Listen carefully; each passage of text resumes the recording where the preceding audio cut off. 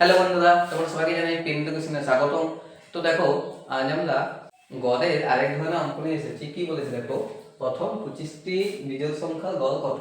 দেখো, প্রথম 25টি বিজোড় সংখ্যার গড় বলতে কিন্তু 1 থেকে শুরু করে 25 পর নয়, মানে 1, 3, 5, 7 এরকম, মানে বিজোড় সংখ্যা, মানে 1, 3, 5, 7, 9 এরকম পর 25টি বিজোড় সংখ্যার গড় কত সেটাই জানতে চেয়েছি।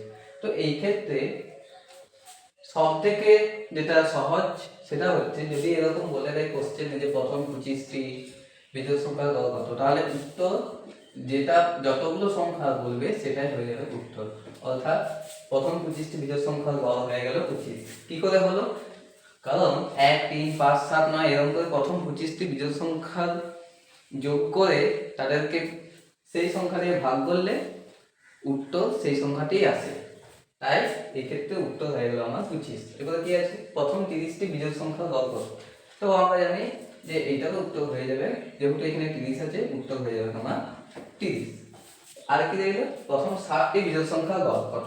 আশা করছি তোমরা বুঝেছো। তাই এটার উত্তর তোমরা আমাকে কমেন্ট করে জানাবে, এবং যদি ভিডিওটি ভালো লাগে থাকে ভিডিওটিকে লাইক করে দাও এবং চ্যানেলটিকে সাবস্ক্রাইব করে দাও।